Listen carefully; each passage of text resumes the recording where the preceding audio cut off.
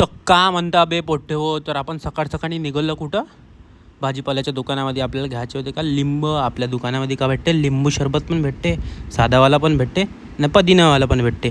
मग आपण लिंबू वगैरे घेतलं. मग आपण निघालो कुठं, दही घ्यायसाठी, लस्सीसाठी नाही का. लस्सी बनवावं लागते ना आपल्याला, म्हणून आपण दही घ्यायला चाललो. पहिले गेलो कुठं, आपण दद्दूच्या दुकानात गेलो. तर दद्दूनं मोठाच्यात उंदीर पकडून ठेवला होता खरं. तो भले म्हणे नेऊन फेकते का म्हणे. हडपे म्हणलं मी नाही नेत, म्हणलं तूच न्यायचे म्हणलं, लई मोठा पकडलं होतं ना त्यांना.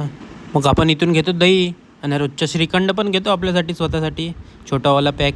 मग आपला दही वगैरे घेतला आपण ना, आणि निघालो आपल्या घरच्यासाठी. मग आपण पोचलो घरी.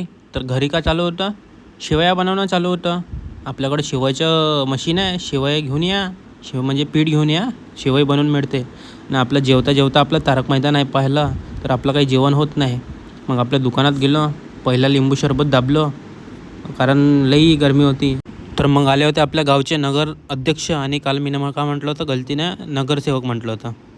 तर आपल्या गावचे आले होते नगर अध्यक्ष, रोज येते मस्तपैकी. आणि हे गाडी उद्या हनुमान जयंती आहे, तर हनुमानजीचा झेंडा लावून खूप खूप फिरत होती, खूप दिसत होती. आणि इकडं तयारी झाली होती उद्याची 2 एप्रिलची, मस्त झेंडे वगैरे लावून होते. आणि हा घोडा रात्रीच्या वेळी माझ्याकडं पाहिजे आणि मी त्याच्या शूट घेत जा, तो माझ्याकडं पाहिजे आणि माझ्याकडं धीरे धीरे येत होता, तर माझ्यावाली डांग फाटत होती. तर तुम्हाला माहीत आहे का या किड्याचं नाव काय आहे, तर कमेंटमध्ये सांगा बरं काय नाव आहे तर.